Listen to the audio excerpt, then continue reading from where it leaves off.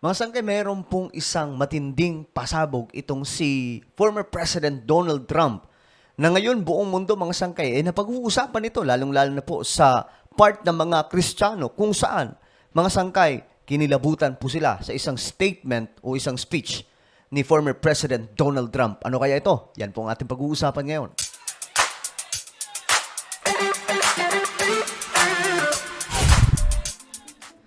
Hey guys, this is me, Sangkay Janjan. I'm back for another vlog today.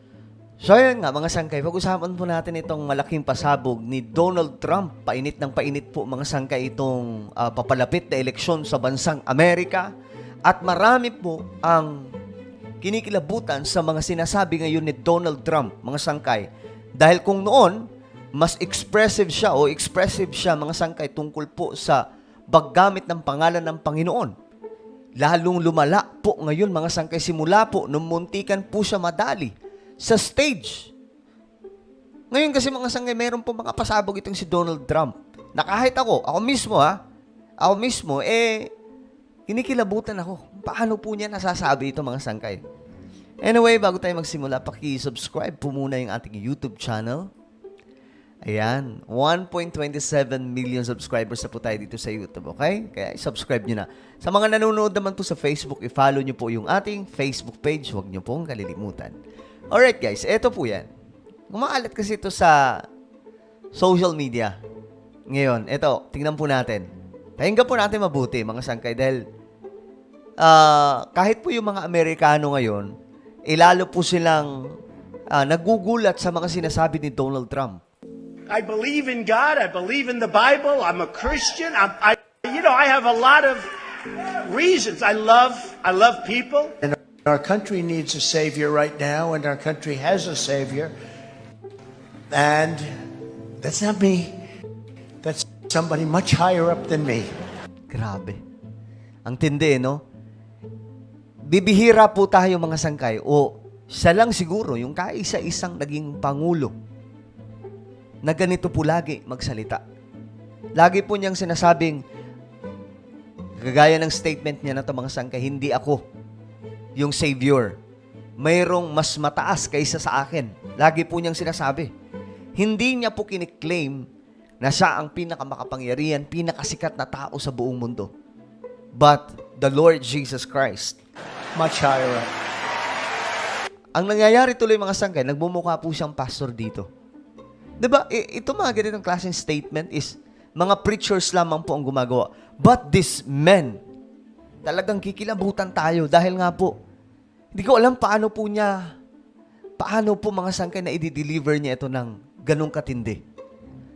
It may be because, nung nangyari sa kanya mga sangkay, ang muntika na po na pagkadali ng kanyang buhay sa stage, mukhang dito mga sangkay, may divine intervention ang ating Panginoon. Kung kaya nasasabi niya po, lagi po niyang nare-recognize ang Diyos. Kung noon mga sangkay, nare-recognize na niya. How much more ngayon mga sangkay? Pakinggan niyo po ito.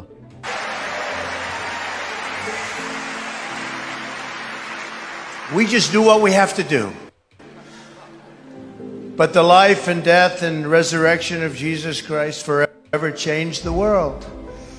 It's impossible to think of the life of our own country without the influence of His example and of His teachings are miraculous. Grabe, no? Talagang taasan niya pong sinasabi na imposible. Kumbaga, imposible na maging ganito ang ating bansa without the help, without the grace of the Almighty God. Founding, overcoming civil war, and the United States ultimately becoming a truly great nation, and we're going to keep it that way. We're going to keep it that way. We're not going to let it go. We're not going to let it go. So, hindi daw po bibitawan. Sabi po ni Donald Trump, hindi po natin bibitawan ang kung ano ang identity ng Amerika. Na masunurin sa kung ano ang sinasabi sa Biblia. But none of this could have ever happened without Jesus Christ. Jesus Christ. And His followers and His church. None of it.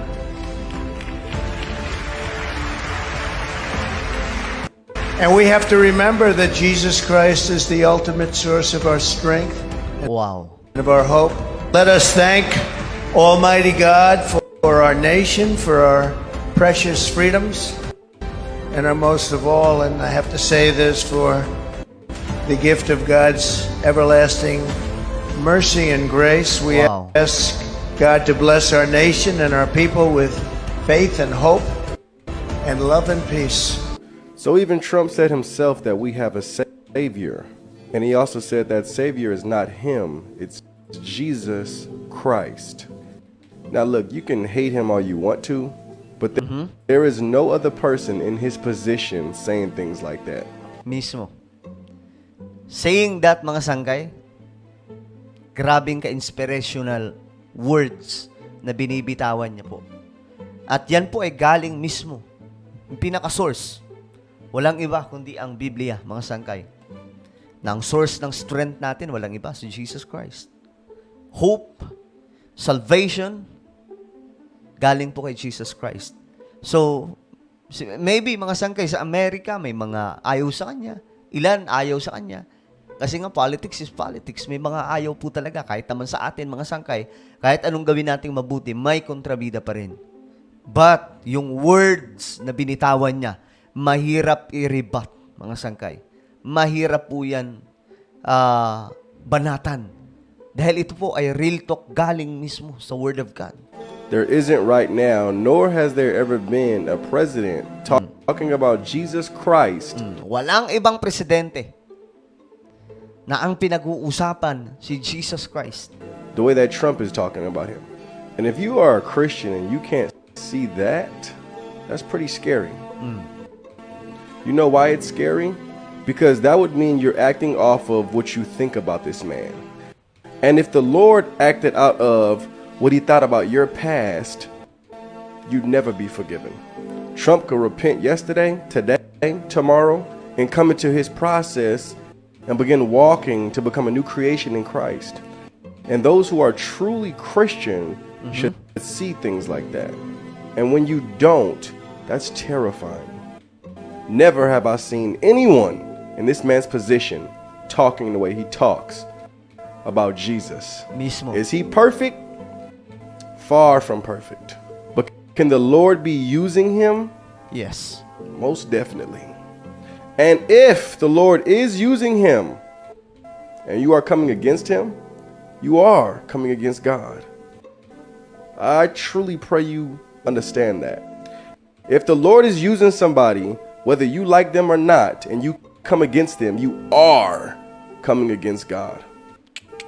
Pray, my brothers and sisters, pray you come into understanding, and may the Lord reveal to you what hasn't been revealed yet.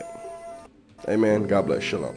Grabe, no? Ang dami pong nagsasalita tungkol dito sa mga sinasabi ni Donald Trump ngayon. Very interesting, mga sangkay. Kasi, noon pa man, sinasabi niya na po ito, mga ganitong klaseng salita. Lagi niyang sinasabi na si Jesus Christ yung boss niya. But right now, guys, ibang-iba na po ito eh. Kasi yung experience ni Donald Trump na iligtas mula po sa kapahamakan, mga sangkay, nakaraan lamang, matindi.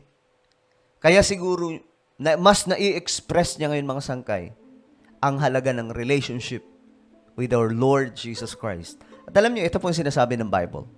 Since siya po ay tumatakbo bilang Pangulo ng Amerika. The Bible says, mapalad ang bansa na ang Diyos ay ang Panginoon, ang bayan na kanyang pinili sa ganang kanyang sariling mana.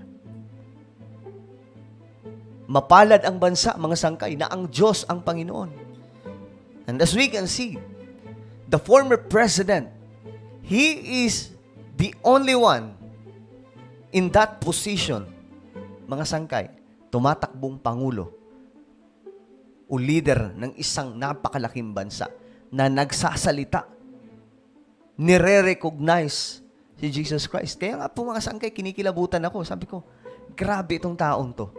Maybe because of the miracle na nangyari sa kanya last time, kaya niya po sinasabi yung mga bagay na ito. Naiintindihan niya, mga sangkay, kung ano po ang halaga ng Panginoong Diyos sa bansang Amerika.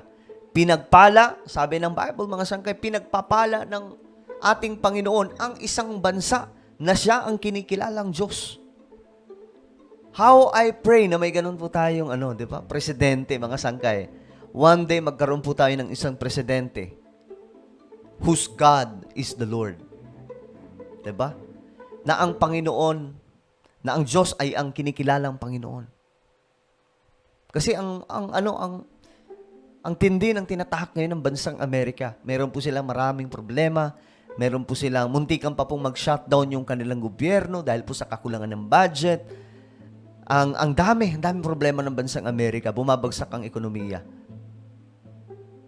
Pero may propesiya tungkol kay Donald Trump. Ngayon mga sangkay, I know, ang makakaintindi po nito, itong pinag-uusapan natin, maraming mga Kristiyano, mga born-again Christians. Nakakagulat lamang po itong mga pasabog ni Donald Trump. Siya po ang nag-iisang presidente na nagsasalita, nagre-recognize kay Jesus Christ day by day. Well, ano po ang inyong opinion mga sangkay? Just comment down below. Grabe, At meron po akong isang YouTube channel. Ito po ay Sangkay Janjan Daily. Hanapin niyo po ito sa YouTube mga sangkay. Kapag nakita niyo na, click the subscribe, click the bell, and click all. Dito po ako nag-upload ng mga vlogs. Alright? So ako na po ay magpapaalam. Mag-ingat pong lahat. God bless everyone.